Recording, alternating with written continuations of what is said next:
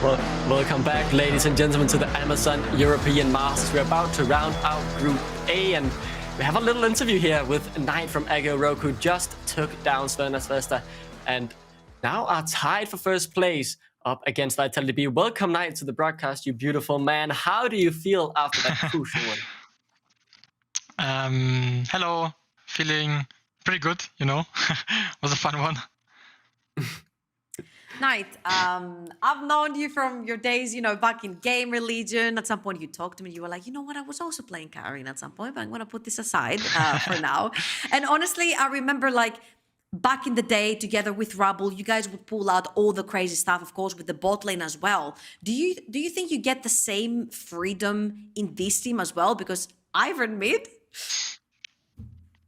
I mean, yeah, you might not expect the crazy picks or whatever you want to call it from an academy team, right? But our coach Bloomingen is really open to whatever wins us the game. And yeah, we've prepared quite some fun stuff in scrims. So yeah, hope we can show you some more pocket picks. So now you're obviously the representative for Ultraliga, the last remaining representative of Ultraliga. Last time the Ultraliga saw success was with the same team. It was a Go Rogue 2020 summer that won the Amazon European Masters back then. I want you to tell me, who do you think, of course, going forward to the quarterfinals, who do you think is your biggest competitor? I think, speaking from scrims, the best teams in the tournament are LDLC and X7. Yeah, I mean, that's pretty much it. Yeah, LDLC and X7 are for sure the best teams, I would say. Yeah, you know what? I might agree with you right here, Knight. Thank you very much. Knight, I want to know something here, right? Because how do you feel going up against Vitality B? That will obviously be the match of the day, really. If you win, you lock first place. If you lose, you get second. How confident are you going into that matchup? I mean, you know, when we last played Vitality B, we kind of only had like 1 day of scrims with our substitute Binsu. And now we got some scrims in. Scrims have been going really well, actually, and we've been really productive. And yeah, I'm about as confident as you can be, I guess. Also, I hope they're at least a little bit scared of the Rengar-Ivan combo, you know. Might hit them with that. With that, we will see. Okay, that actually leads me perfectly into the last question. Could we expect to see anything crazy for that matchup? Have you anything special prepared? I mean, I don't want to say too much, but yeah, I hope they have a little emergency meeting and go overdraft again. I'm excited. You just hyped that matchup up tenfold more. Thank you so much and congratulations on your victory. Best of luck in getting prepared for the next matchup, and we'll see you again soon. Yep, thank you. Bye-bye. And now it's just back to you and me, Trouble. Wow, I am so excited. But let's take a look at those highlights, because some of those are very exciting as well. Yeah, and he says, you know what, you might not expect all these crazy picks from an academy team, but mate, I've watched you in Gamer Legion together with Rumble and all the stuff you came up with, you know. These guys are crazy. They've got a bunch of things, like the Champion Ocean is a thing that actually counts for Knight, because he's playing so many different styles of champions. But then again, jumping back into this game, I felt like a Go Rogue's plan right here was scaling. A lot of the times you'll see teams say, if we are the better team, we'll just scale into the late game and just win in team fights. And honestly, there was just nothing Sverna Svesta could do. If they couldn't make a pick really early on with Spiragos on LeBlanc and Golden Toast onto the Zarya, you see that now Rubble dives into 5 people and they barely have any damage to take him down. And by the time they take him down, they've used all of the cooldowns, all of their summers, and then the other hyper carry later on, Simivac onto the Gwen, just takes completely over the team fight. And not only that, but he also gets his very well-deserved pentakill. Gets the pentakill, shows the splice emote, so you just said it perfectly. I can't say it better myself, but like, look at Rebel. Yet again, he just goes into 5 people, he doesn't die, they're all full HP. It was very hard to play against the comp, especially when you're burst comp, and when you can't burst someone out, what are you really gonna do, right? And Sverna Svesta now have 1 more game left. I'm excited to see if they mix something up, as they're going up against Eintracht Spandau. So let's hope they learn something from this game, and maybe they could be able to pick up 1 win before they hit home.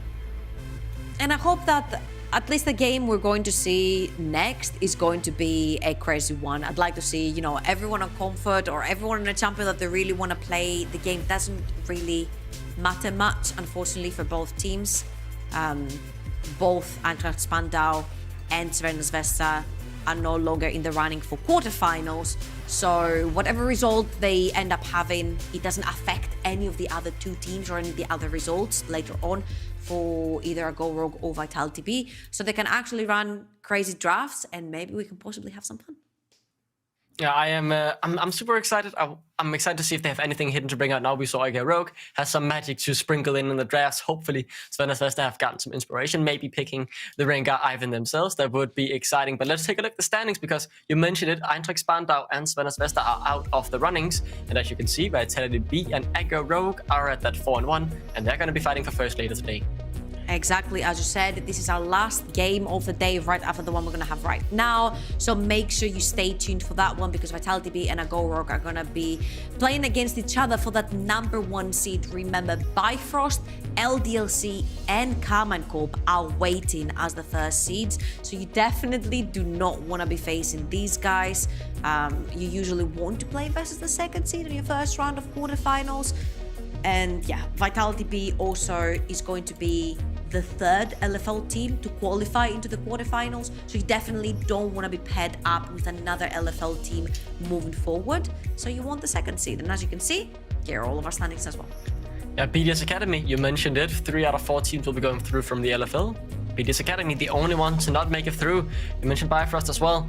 Made it into first seed. Very impressive, honestly, considering that they only managed to get second in that play-ins group going up against the Unicorns of Love 6 edition. So they have certainly improved in being able to beat out Fnatic Kesso and also BDS Academy twice. And it must feel bad for BDS Academy not making it through as the only LFL representatives to fail to do so.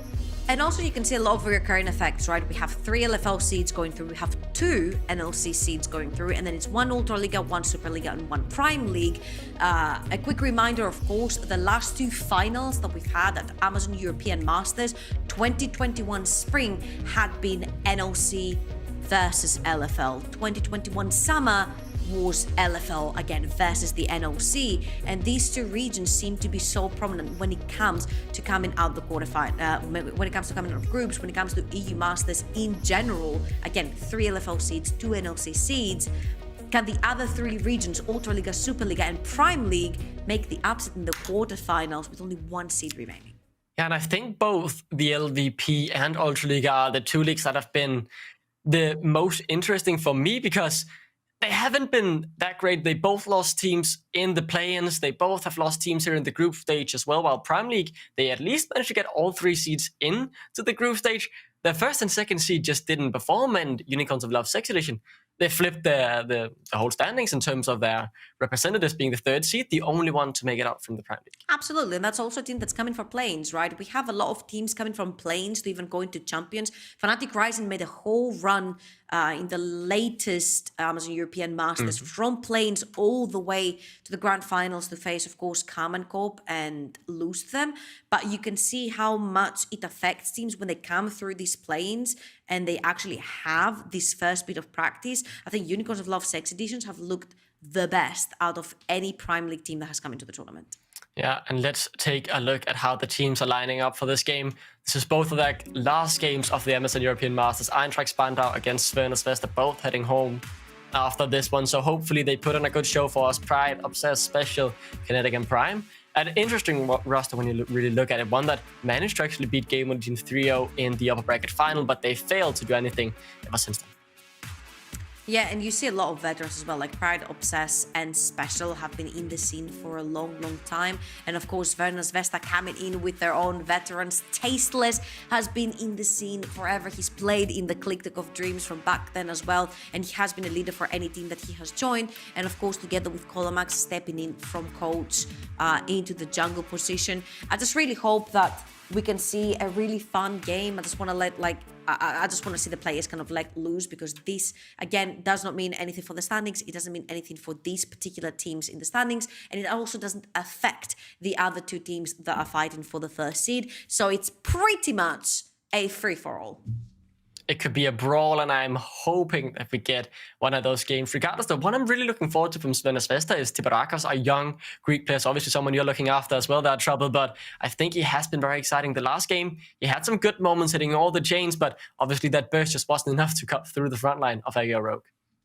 Yeah, and I will honestly, since obviously I'm Greek, I do like seeing Greek players slash teams do well into the competition. Team Phantasma didn't manage to make it through to the groups, and Tsiprakos also was Vernas Vesta didn't either. But obviously, I just really hope we see him on something like that's very, aggressive special plays of really mean LeBlanc as well, and maybe we can see them going head to head. Yeah, and we were talking about the mid lane as the first champion to get removed of this draw phase is the Vega taken off the table. Eintracht Spandau doesn't want to play against it, and the Volibear is being removed by Sven's Best, so they're targeting upsets. Yeah, and I'm expecting to see possibly like a Zeri ban or maybe even a Xayah ban, especially if you want to play a little bit aggressive and a dive comp. Xayah really does ruin that excitement with the R button that she has. She's very anti-dive. We've seen it open a lot because there's other things that have been prioritized, and with the Ari ban, I'm expecting to potentially even see a LeBlanc ban in response. Let's see if that does come out. The Ari is certainly sad to see removed. Namara definitely sitting in chat, not happy with that one. He would have probably liked to see more games. He's had his fair share, okay? There has been a lot of Ari, to be fair. He got a lot of them on Thursday as well, even with the book being purchased. And then LeBlanc, exactly as you said, extra trouble, now taken off the tape. It makes sense because it's such a skill matchup as well, and of course, when you take the Ari out, then the LeBlanc sort of runs free, and then you can only run neutralizing champions into it, which is kind of extremely annoying to play against, the Lysandra and whatnot. So taking out, I think, is the best choice, and of course, taking out the Lucian that can be played in the top side. Pride has played it before, but doing so, you allow the Zeri to come through, and there's a bunch of complementary picks next to Zeri as well, just like the Lulu or the Yumi, that render her very dangerous to play against. Yeah, that's very interesting. It's something we saw a lot at the start of Plains being locked in, and people didn't ban it. Then they realized it's actually very good, and then they started to ban it, but now they are going against that. Let's see what's Sven's Vesta end up locking in here. They were hovering the Darius, but they go against or towards something more standard rather, and they lock in the Jinx. Yeah, and now you have a bunch of choice here. You can choose to either go with the Xin Zhao, you can choose to go towards the Lee Sin, the more conventional junglers. Usually when a Jinx gets locked in that early, you see the Jinx Zhao being locked in together with her, just to provide a little bit more safety for the Jinx and trying to play the front to back, which could potentially be something that Sven's Vesta will go to. Or Colomax can also choose to resort to the Trundle. It's not a bad pick on its own, but seeing the Zeri already locked in, where she can hop, skip and jump over walls and pillars, already gives me the impression that they might not want to play towards the bot side of the map. Let's see if they fulfill that fantasy of playing towards the top side. It's something they did last game as well, so it really wouldn't surprise if they go towards that as now. Eintracht Spandau are looking to potentially lock in the junglers that has already been locked in from Sven's Vesta. The Lilia, actually, something we've seen a little bit too quick lock-ins. The Jace follows up as well. Oh, I love that. We haven't seen the Lila in like so freaking long, and I'm pretty sure in the latest patches has received minor buffs as well, so really cool to see this champion again, I would like to say, because I'm not the biggest fan of farming junglers, and Lila is like one of them. She belongs into the Needly Graves Udyr meta, where they just farm the jungle for literally God knows how long, and then they appeared 30-40 minutes later and press some buttons and the game was already over. But the Nautilus is going to be locked in here together with Jinx. It's a really good pairing, especially when it's going up against Zeri. It's sort of like, into all of these slippery champions, you want to be able to have a point-click spell that will CC no matter what, and obviously Nautilus ultimate will follow you through anywhere. Now on the other side, we are of course targeting champions that can play really well into the Jace. Ornn is one champion that does really well into Jace, but also really other aggressive picks like Camille's, the Aurelius, that can all in you really quickly. And while that is what Eintracht Spandau is focusing on, Sven's Vesta looking to ban out Primus. They ban both champions that he has played today, the Set and that Renata Glask taken off the tape. And I'm wondering here, you could potentially go for something like a Na here on the top side of the map and allow the counter pick for your mid laner for Tsiprakos, because you see already top lane, you know it's going to be Pride, you know that his favorite champion, let's say, is the Jace in the top side of the map. So I wouldn't be very surprised if Wondro locks in his own champion here and then allows Tsiprakos to have counter pick onto special. Now, these hovers are very interesting, and they go with the Irelia. I'm excited for that. We've seen a bit of it this Amazon European Masters, but not a whole lot. Regardless, though, it is now back to Eintracht Spandau as they look to complete their lineup. And honestly, it could also be Tsipragos until the Aurelia. You can actually flex towards the mid lane as well. But Aurelia, as we mentioned, together with Camille, are like one of the counters or like hard lanes for Jace. And we mentioned how Colamax does like to play towards the top side of the map. So making sure you have counterpick both for your mid laner and your top lane is going to be extremely crucial. The Alistar gets locked in. I was thinking Yuumi could have been a possible choice with the Zarya combo we've seen a lot, but no. Prime doesn't want to default to the Enchanter and just simply be pressing E. He wants to go in with the combo himself, as now it's all up to Pride. What does he want to go? The answer is the Renekton. And that is sort of making things a little bit topside heavy, because you have Jason, you have the Renekton, you have AP jungler, which means you can very easily dive topside of the map, but you can also play for mid because you have the perfect composition right there. You have the perfect combo of AP and AD, and also Renekton is one of these champions that you usually want to put into the top lane and then create easy dives with if you have an AP jungler. And right here, Svernas Vesta is going to reply with the Akali again. Wondro could be on Akali or the Aurelia, and so can Tsipragos swap between the two champions. But you definitely want to have the Aurelia going up against the Jace and potentially the Akali into the Renekton. I mean, it is not the complete spice that we were talking about, Trouble, but it is certainly a bit more untraditional It's spicier than what we've seen today. It's spicier, that's the right way to put it, actually. As the Akali is something I'm very excited for Wondro to play. He has played a couple of carries, but obviously none of them haven't really worked out. The Aurelia, certainly another carry, and Tsipragos, I think he had a great game considering how badly they were losing in terms of the draft. So I'm excited to see him on this Aurelia. Akali. I mean, they swapped them around about 3 times. I don't blame you for Confusion. for not knowing which one they're gonna end up with. But yeah, honestly, even if we see a lane swap, I wouldn't be surprised. But at this point, they are keeping the Aurelia into the Renekton top side of the map. Now, of course, it's going to get very dangerous. Renekton is one of these champions that is notoriously known for wanting to die very early on. The slice and dice is a very easy point-click CC, and together with Lilia having a bunch of AP damage, all of this mix of damage into a squishy target as an Aurelia or an Akali can really do a lot of work. I'm certainly excited for this game. I hope we will see some fiestas, or at the very least some actions, as Eintracht Spandau look to head home with their heads held high. The same goes for Svernas Vesta, who still are yet to pick up their first win. Svernas Vesta 0-5 at the moment. Eintracht Spandau actually haven't performed that badly, being 2-3, potentially ending up on 3-3 after this game. Yeah, it's definitely not a relief, I would say, but at least you know you were able to pick up some victories. I think the only issue for Eintracht Spandau is that they lost back-to-back to a Go Rogue. So even if they did manage to reach them in terms of victories, the head-to-head goes, unfortunately for them, to a Go Rogue. But right now, again, this game doesn't mean anything for the standings. It's pure fun. And I just hope that we can just get into the Rift and have just that fun. There's like a bunch of assassins poking around. There's like a Renekton, who is, again, notoriously known for his early to mid game. We've got Akali's jumping in. We've got Aurelias. I think it's going to be very fun. Yeah, we have early game champions, as you said. We could be in for a whole lot of action here, and that's what I'm hoping for. I want to see the players show everything they have got in terms of individual micro plays as well. I would love to see some exciting outplay, some solo kills here and there, some 2v2 fights, some 3v3 scrimmaging up in the top side as well. I am hoping for a bang of a game, Trouble, that certainly entertains. That's my expectation, or my hope at the very least. And everyone's expectations indeed. Again, to reiterate, of course, Go Rogue and Vitality B have made it through to the quarterfinals. They are both 4-1 in the standings. And right after this game that we're about to watch, they're going to be playing against each other to figure out which one takes first seed, which is going to be huge. Again, LDLC, Kamacorp, and Bifrost are waiting on the first seed. So if you're Vitality B, you definitely don't want to be facing another LFL team. So you are looking for that number 1 seed. Of course, previously Vitality B were able to pick up the victory against Go Rogue. So you would say that on the scale, the odds are a little bit leaning towards them. But of course, now we're just about to jump into Eintracht Spandau.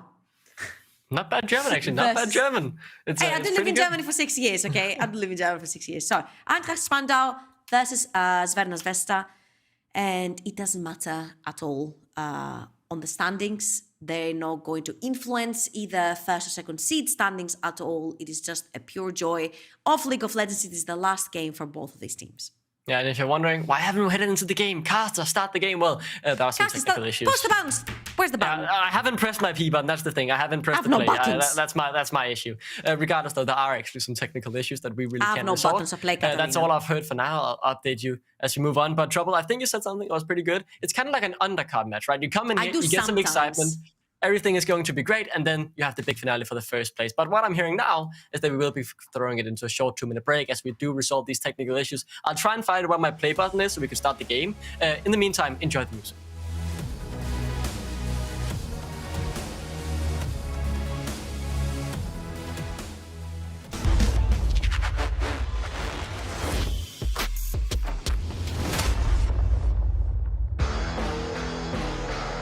Welcome back, everyone, to the Amazon European Masters. I am just about to find the play button. It takes about a short while longer, but then I will be there. We can already No. Can you stop just talking and just start the game? I'm sorry. I'll look for it. It should be right here, but it's just gone. It's been taken. Probably my dog or something. Regardless, though, we should be heading into the game shortly. It has taken ages, but we should finally be there pretty soon. I don't want to cast it because I'm too scared to say anything because this could turn out so wrong. This guy has lost the play button, so you can blame him. Oh, I found it. I had already figured out. I changed my settings. My play button is now a set instead. So we're starting on that round. Regardless, though, we are finally into the game. Eintracht Spandau look to head home with their heads held high as they could go 3-3. And Svernes Vesta still just looking for that first win. Yeah, and I think it's both a game of pride right here, if you will. Oh, it's an ARAM. Great. Let's go. It's a fiesta. Who breaks it first, though? Wow. That is actually a very nice gentleman's agreement. Okay. I wouldn't expect this. Now, Tasteless goes back to his tower, hooks Pride under the turret, and then gets a first blood. Pretty simple, right? Maybe not? No, it's just dances with the emotes. See, this is what Amazon European Masters is all about, right? It's having fun with people. Why is no one BMing? Oh, there we go. Okay. It was sad that no one was BMing, but Special, thankfully, did it. Yeah, I hope he gets fined for that, though. It's unacceptable behavior. And a little cheeky wall gets caught it out as well. So we're now actually into a game of League of Legends. Let's see how long they keep this craziness up for, if that was simply it. Or maybe they set a high tempo game. Regardless, though, the junglers, are they someone that could really set the high tempo and go for some early ganks? If you're looking towards the side of Svernes Vesta and Colomax onto that Trundle, it's definitely going to be a top side angle, right? If you want to be playing towards the Renekton, try to get your Aurelia ahead, or even go straight mid lane. We could see like maybe a cheeky level 3 in the mid lane. Tiberakos is running the Ignite as well to try and get your Akali ahead. Also, the Jace, a very mobile champion. Once you put the pillar down, Special is most likely going to have to flash to get away from that. So we're keeping our eyes on that. And of course, Obsess, I think he wants to play towards the opposite on the map just so he can make sure that he is covering for his top lane, and since Colomax is also pathing top. Golden Toast on his most played champion of the split gets a good little trade here with the help of Tasteless. So the game has certainly slowed down as Tiberakos, regardless though, just gets absolutely destroyed in this 1v1 against Special. Yeah, and Colomax is going to take his wolves right here, but the wave is pushed, right? And that pink ward in the bush is going to stop any vision coming through from Eintracht Spandau, which means that Colomax can actually walk in, try to get a red buff, grab his level 3, and then maybe try to make his way towards the mid lane, where Special is actually pushing. Let's see if he heads towards Special and gives him a little special gift. As Tiberakos is in a rough spot at the moment. The Akali so weak early after the nerfs as Wondro in this top lane, looking for a little fight against the Crocodile. Pretty brave move, regardless, it works out. And Tiberakos maybe had enough of this rough laning phase as he decides to leave for a short second. That's maybe the technical issues we had earlier. Regardless though, Colomax did make his way into the mid lane, looked for the top lane instead, as Colomax now could get caught up by the bowling ball as Obsess does misses. Tasteless? Yeah, he's just run up into the mid lane about 3 minutes in. Interesting, as he doesn't really manage to find anything, but he gives Tiberakos some room to breathe and pick up a couple of CS. Yeah, and that was a really well thought roam as well from Tasteless, but it was just a little bit too late because Special had already shoved in the mid lane and pushed into the river first. And if you look on the top side of the map, Pride also has a bunch of priority, so he would be able to walk into the river. So Colamax leaves that and goes straight back into the jungle, but there's a lot of time wasted right here because Obsess can actually push that together with Pride, and they can even try to pull in something like a dive because Colamax is overextended. Yeah, just gonna dive Colamax level 3. That is not what I expected from this game. Regardless though, they do it, and now he gets the chance to recall under his turret, but he gets stopped by the Swirl Seed, and that means no recall for him. A rotation is coming up from Prime as Tasteless is back in the mid lane, might be wanting to go for something here, but Kinetic has made his way up into this as well. Look at the top side. Has every member towards the top side, and they're going for Colamax. The first blood is secured. Wondro could look to trade back with the flash. The Blade Surge gets one, gets some mana in return as well. Might look for Pride. Could dash around with the Blade Surge when it comes up in 3 seconds, but needs to wait for the cooldown. It's not as easy as it seems, as Pride could lock him up with one more auto attack, and he will give the kill to himself.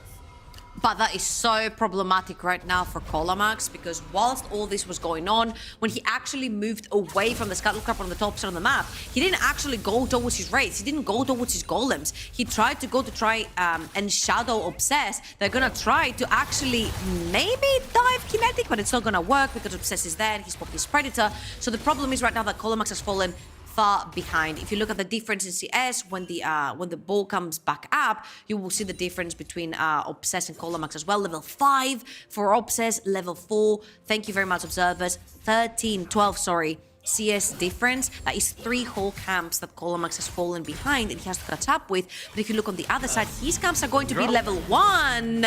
And Wanderer is going to get solo balled by Pride's Renekton back to the junglers.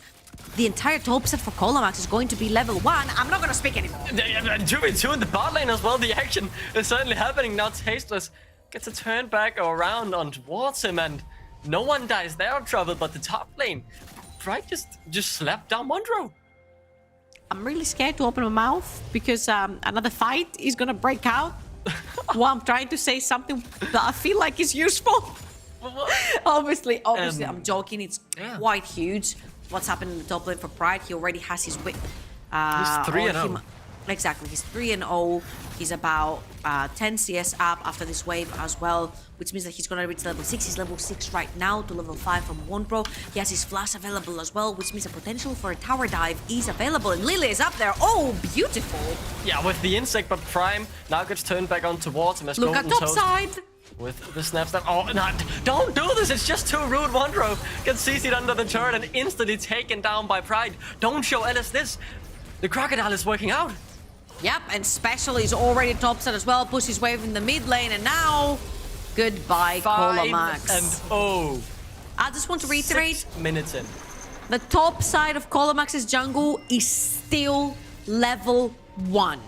Has not been cleared once. Wow. Lilia has double cleared the entire jungle, whilst Colamax is still stuck on level 1 jungle. And honestly, I wasn't expecting for Special to go there and reset the race. He won't. Okay. He will not reset the race, which is really huge. Still level 1. Kinetic going for another fight. A lot of kills in the top side, but in the bot lane, they might finally be able to get something. Kinetic picks up one, but it could be taken down here by Colamax, who might finally be able to get something back for himself. But no, he's put to sleep. And Obsess takes down Golden Toes. Wondro, what are you doing here? You should be in your top lane. No, he's in Baracus up there. And now he's trying to get something back, getting himself back into the game. But he's just gonna die as well, isn't he? As Obsess is running circles around, and that's a fair spam. He slapped down with the Watch Out E. Goes wide. Wondro tries to look like a Chinese Aurelia player, but there's no way you win this one. You just get slammed down.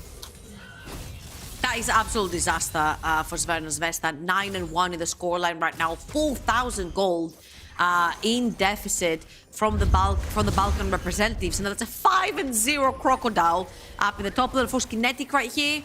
Jumps through the wall and tries to go for Golden Toast.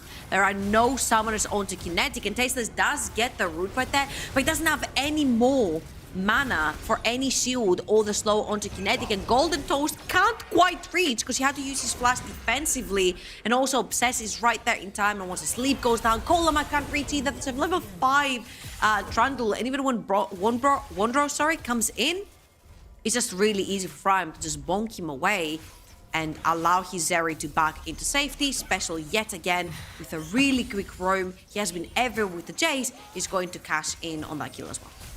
Yeah, sure. But we talked about the one and some action. But this was not what I was expecting, let me be completely honest. I was expecting some kills, but not this giant goal. It's, as you said, a bit more than 4k at the moment, 5-0 on Pride. Just look at that goal difference between the two top laners. Yeah, it's almost 2,000, hovering around 2,000 gold, and especially when the star platings go down on the top side of the map, it's going to be even bigger.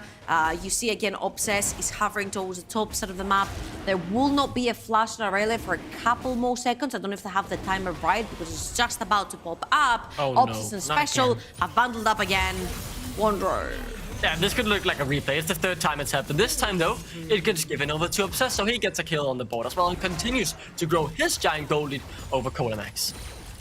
Yep, it's going to be another turret plating. Going to the Renekton, it's going to be the Rift Herald.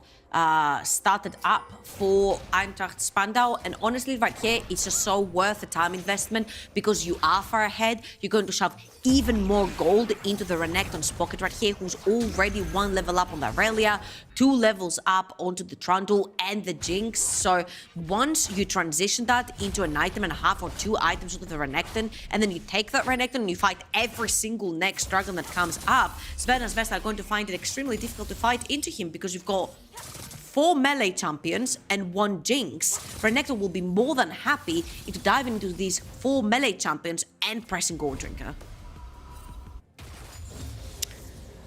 This game is a head scratcher. At the very least, the early game for Sven and Zvesta, I am struggling to find ways for them to come back into the game, just theory crafting.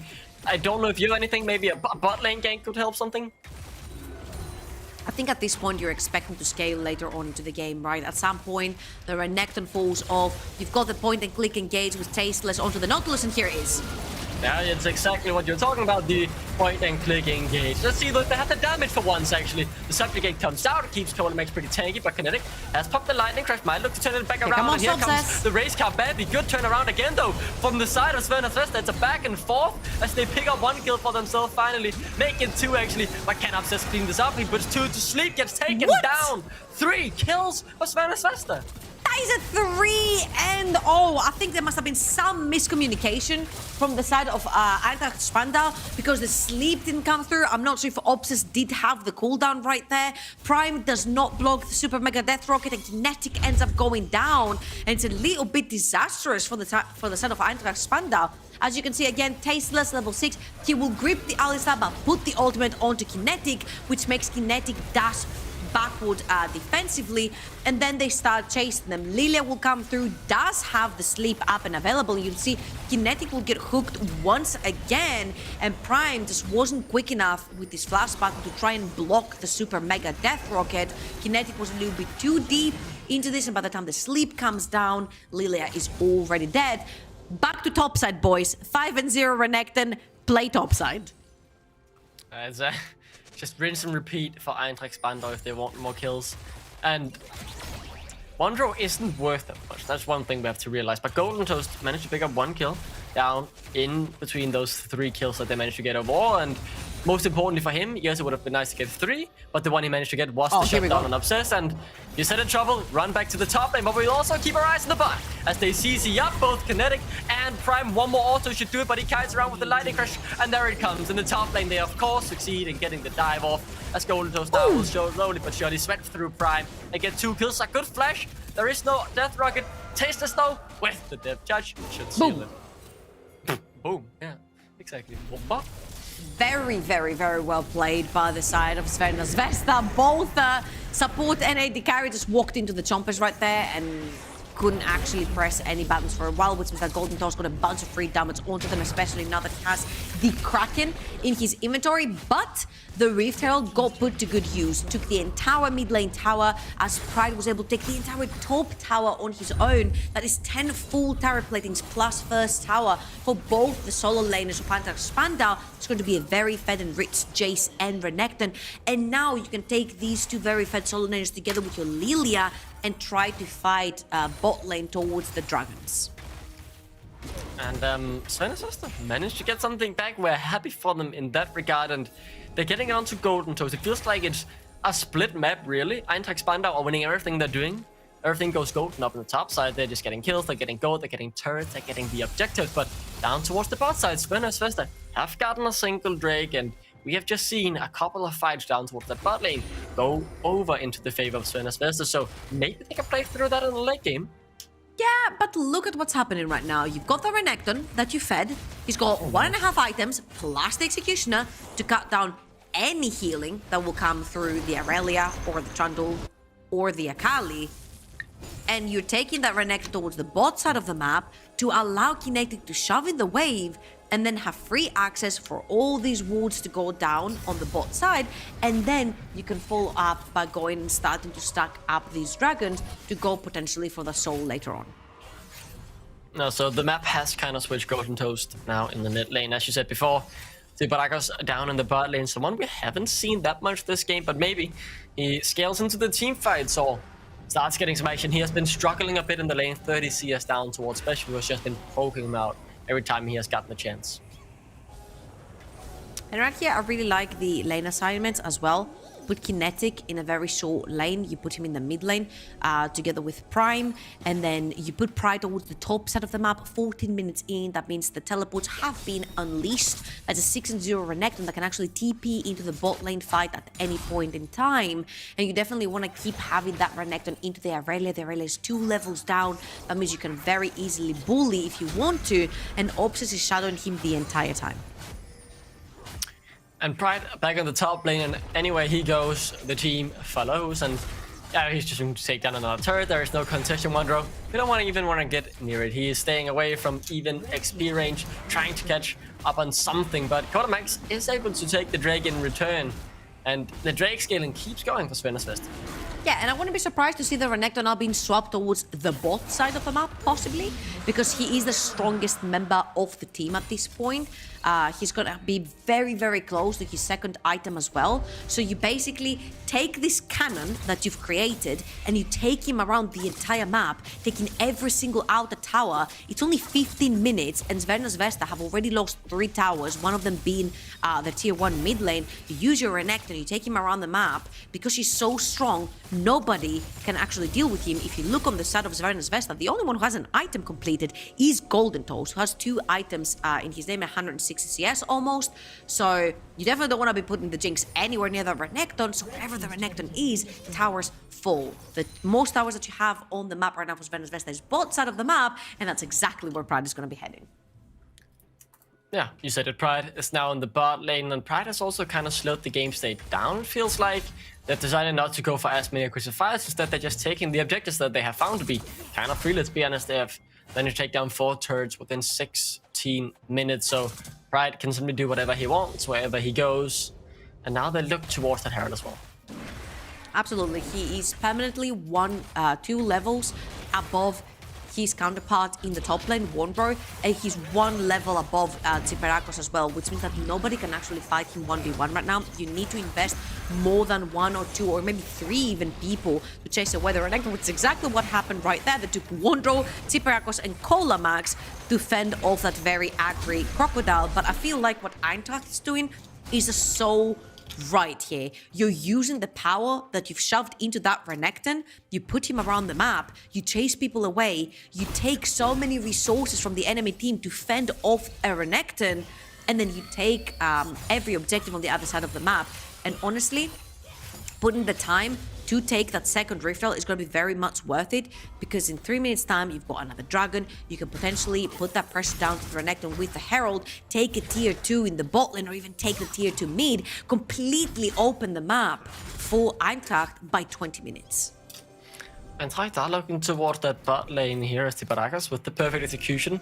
Simply used it to get away from Pride. When he saw the Crocodile, he ran as fast as he could, of course, which makes sense when he's 6-0. 18 minutes in, but Eintracht Spandau in control of the entire jungle. Yet another game where Kolamax can't really be keeping up with CS.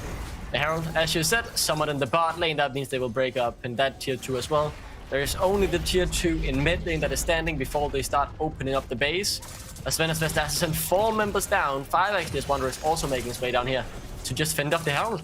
Yeah, and you can see how very well Eintracht is also syncing their waves. They pushed mid and bot at the same time. Now that they have to put 2 members down the bot lane for Svenus Vesta to fend off the Rift Herald, that means Eintracht have a pretty easy way towards the mid lane. Yeah, it's a dredge line, but it's only onto Prime, and pretty quickly a few ultimates get thrown out from both sides, but no one really commits any further. Kinetic used the Lightning Crash, and Colemax simply just used the Subjugate. Eintracht is playing a very, very, very clean game. They're playing macro. They're playing rotations right here. They're going to put special towards the top side of the map. They're pushing multiple waves around the map. They're spreading Svenus Vesta thin. They know that their very fed member right now is going to be that Jinx. The other members cannot play versus the Jace or the Renekton. You're going to have to put multiple resources and multiple members to try and push them off of the lane, especially if it's going to be Pride onto the Renekton, who just completed his second item as well. It's just very difficult, and there's only one outer tower remaining for the side of Eintracht.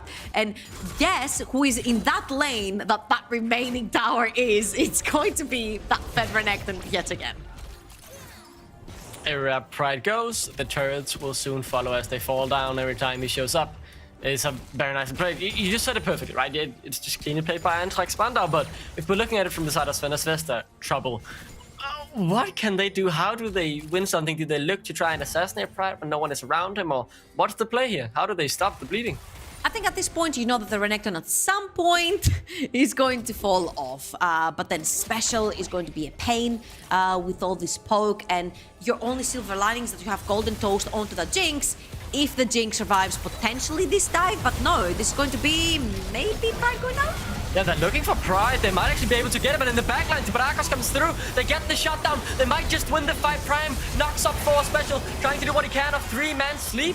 As it is now, Eintracht Spandau who looks to turn it back around, but Colemax, or Golden Toast rather, flashes forward, looks to pick them up, but Kinetic with the Lightning Crash staying alive, but now Tibrakos might be able to take him down, but he flashes away the Ignite, ticking and ticking, but not quite enough. The flank from Mundro with the Blade Surge should be able to take it, no, with the Vanguard's edge, set the Blade Surge for the second, and Svenus Vesta, they get the ace. Exactly, we mentioned Golden Toast is your win position, your win condition if you're Svenus Vesta. 4, 1, and 6. 2 items completed, Kraken and Phantom Dancer. And Eintracht Spandau, they get a little bit too greedy. They want to take that middle inhibitor tower, but somehow they still want a team fight, and they get caught in between 2 choices right there, whether they want a team fight or just take every single other tower, and they end up getting picked up one by one. Golden Toast, the big winner out of this fight, almost has his 3rd item available for him, whilst on the other side, his counterpart Kinetic onto the Zeri is sitting on 1.5. Trouble, we have a game on our hands. It's all of a sudden, actually, it's happening, and it was quicker than I expected. Let's take a look at it again. Yeah, Eyes and on Pride, Golden Toast. And Pride beautifully is on the flank right there because he wants to be that nuisance, right? Golden Toast gonna walk forward if the Crocodile is there, but he gets caught up by the Chompers, the Aurelia ultimate, the Dread Line by the Nautilus. There's so much CC, and by the time Pride dies, yes, the tower goes down, but Eintracht still want to play the team fights, but they're being chased. There is a Nautilus there that's pinning everyone down, and honestly, it was very close. If Kinetic did have a second item right there, this could have potentially been another Zeri montage. It was very close to us. He almost got it with the Lightning Crash, but Wondro went out at the start of the fight after he took down Pride, recalled, TP'd in on the flank, beautifully played to just close it out, and Svenus Vesta back in the game. Eyes on Golden Toast really in these team fights. If he stays alive, they definitely have the damage to actually beat Eintracht Spandau. And they do have the tools to keep him alive, right? They have Pillars, they have the Nautilus, they have the Akali and the Aurelia. The Aurelia ultimate is such a great zoning tool as well because people cannot necessarily walk into it. So you've got so many tools to create space around that Jinx that Golden Toast could potentially carry this fight. If you look on the other side, every single member for Eintracht is squishy, including the Renekton. It's a bunch of AD items that he has on him. He's not a full tank. The only one who's a full tank and is going to have extra survivability due to his ultimate is going to be Prime onto that Alistar. The rest of them are extremely squishy. So if one reset comes through and Jinx does get excited, Golden Toast could potentially carry an entire team fight. Colemax gets CC'd up, gets put to sleep. Could get taken down, but man, he is fast. Obsesto will take him in the end. Eyes on Golden Toast, as we said before, the Vanguard's edge. completely whiffs from one draw, and that means the fight is over. Yeah, and this is where the problems start, right? This is why Eintracht spent so much time and invested so much money onto Pride to take every single outer tower pre-20 minutes in this game. Taking every single outer tower means that every time Sverna Zvesta will walk out of their base, they will be in potential trouble to get flanked or taken out by Eintracht, since they don't have a lot of vision. That is going to be a pick onto Sverna Zvesta's jungler and a very easy Baron for Eintracht. Now they have 3 lanes, they have 2 very strong solo laners, and if they want to, they can even 1-3-1 them out. Sverna Zvesta, though, with Colamax down, will lose the Baron, and it goes over to Eintracht Spandau. How do they use this Baron best? Is it to break open the base, and where would they want to do that? Because obviously they've taken a lot of turrets already. Yeah, and exactly. It's what we mentioned, right? Right now, you can even choose the 1-3-1 if you want to. You've got all the vision in the world. Every single outer tower is down for Sverna Zvesta. So all they can do is push a little bit into their jungle. Maybe if they have vision, you see how dangerous it is for Colamax also right there to go and just get his Gromp. But at this point, you literally just make them suffer. You literally deprive them of any resources. You take the entire jungle, you push every single tower, you try to sink them in. They haven't synced them yet because Pride is now pushing his own man on the bot side of the map. And you can either choose to 1-3-1 with 2 very strong solo laners, the likes of Jace and Renekton, or you can choose to group up Jace together with the other 3-man core that you have and allow Pride on the side lane. Pride, though, at the moment has his whole company with him, and he's got both Prime, Obsess, and Special in the back line. And look at mid lane. Some large shockwaves, or shock blast rather, as Kinetic looks to take down that mid lane turret. They're splitting them up with the 4-1. As Tasteless misses the dredge line. When is the go button here from Sverna Zvesta? When do they look to go? I think you have to make sure that you engage here when the 2 waves are not synced up, but right now they're not synced up. So if you get the dredge line, They're just onto Pride as they wanted to do before. Now though, he goes golden this time, but he still gets taken down actually. Especially now, the target, he gets taken out with the pillar. Prime sees it up as well. It is actually beautifully played. He gets another 4-man CC. It's just simply not enough. Sverna Zvesta picking up 2. Could be looking for 3. Obsessed has to flash away. Special tries to send it back around, but Golden Toast with the auto attacks. Taking down yet another as he looks for even more. The Zap connects, but a good bowling ball denies further engage. Kinetic with the lightning crash, looks to turn it back around as he hits the W on towards 1. The lightning crash still stacking, and then so is the damage. Golden Toast to slow. Kinetic is still OP. You can take this over. Kinetic, can you do it? Oh, the Shuriken flip and the damage, but it's not quite there. Golden Toast has no mana. Kinetic gets 2. Could he look for 3? Could he look for 4? 1 throw though. Misses the E, and now Kinetic is just able to take down 2 and stop Sverna Zvesta from getting more.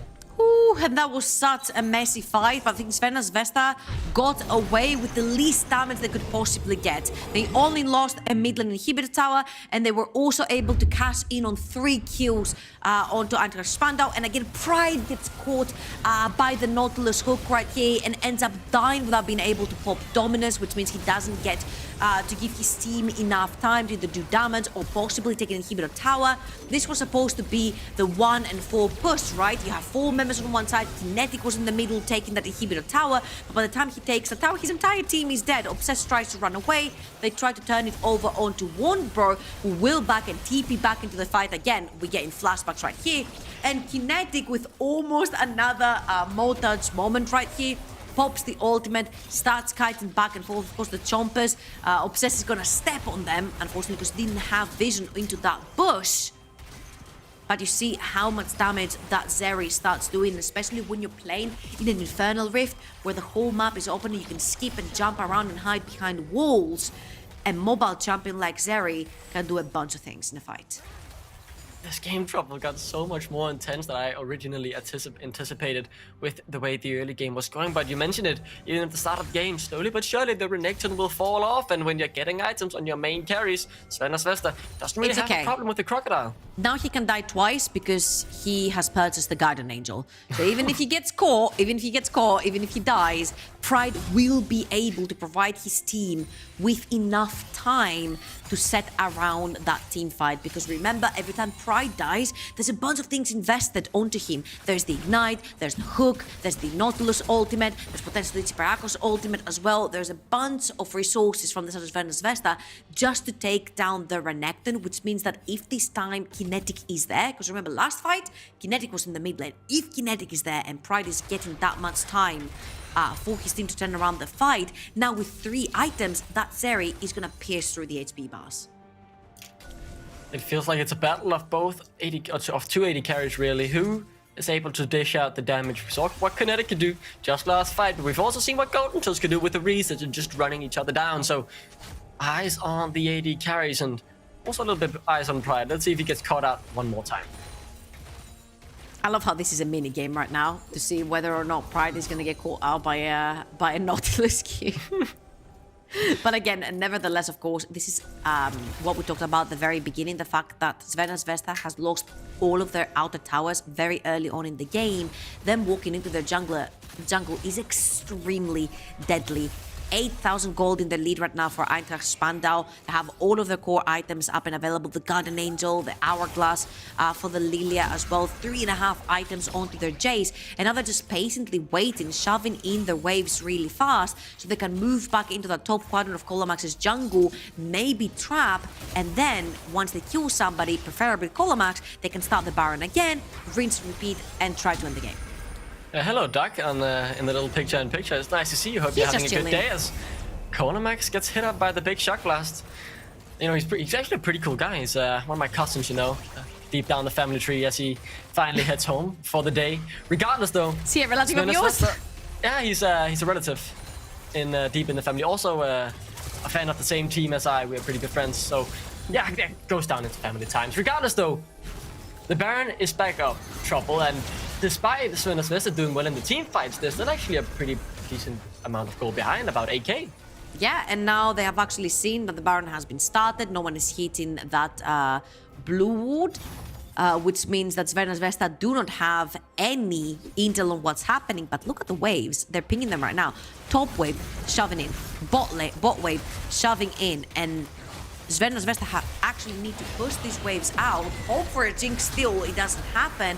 And actually full fate yet another Baron buff. Now, Eintracht Spandau need to use this wisely. They have a wave in the top lane pushing, they have a wave in the bot lane pushing, they have an inhibitor that's open in the middle as well. Plus, they have all of the summoners up and available, and so do Svenna's Vesta on the other side. 1 minute into the clock, and both teams are sitting on 2 dragons as well. Now, what Eintracht can do here is actually use the Baron up buffed minions to try and shove in the waves, take complete control of now the bot quadrant of Colomax's jungle, which means that Svenna's Vesta will not be able to step forward to try and go for the soul point, and they'll have to forfeit the soul point towards Eintracht, which is not the worst right now, because allowing Eintracht to go for that soul point will also mean that a bunch of that Baron time is going to be taken off.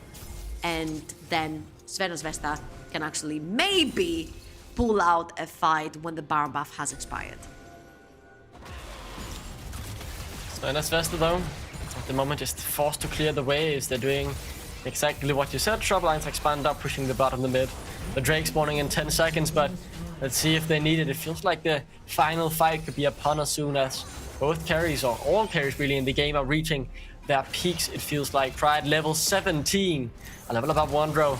Big frontline there with Prime as well, who has the unbreakable will, so they are able to survive for a while. But Pride with the pillar could get taken down, doesn't get hit by another dredge line. Prime goes in, a good 2-man E from Wondro, but asleep onto 3, but it is not onto Golden Toast, and he survives for now. Kinetic takes down Colomax. It is all on Golden Toast now to dish out the damage, but it's just not enough. Eintracht Spandau are running them down. Golden Toast is the only man standing. Pride will flash forward and take him down, as Eintracht Spandau will look to close out the game. Yeah, and Svenna's Vesta were looking for that miraculous fight. They were looking for Golden Toast to carry yet one more so they can possibly get their first victory in this Amazon European Masters. It's not going to be the case, and Eintracht Spandau are going to take them down for their last game also of this group stage of the Amazon European Masters. Yeah, Eintracht Spandau finishing 3-3 overall. Not too bad, all things considered, but sadly not enough to keep their hopes alive of getting into the quarterfinal. Good welcome, I tell the people have to duke out for the top seed after this one. But Eintracht Spandau, it was a very clean early game. which then faded into a not as clean mid game, but they managed to get the win in the end. We had a few whoopsies from Pride here, but all in all, I think it was very clinical in the early game. They knew exactly the objective. They played it so clean, moved that Renekton, which was a cannon from lane to lane to lane, took every outer tower pre-20 minutes. Sven and Svesta couldn't even walk into their jungle. And honestly, I'm excited to see this team hopefully returning in the next Amazon European Masters. We're going to throw it though onto a very quick break, but stay tuned because Vitality B are going to be facing a Go Rogue for a chance of that first seed. Vitality B do not want to be facing LE LFL teams in the quarterfinals, so stay tuned. It's a banger. It's a banger.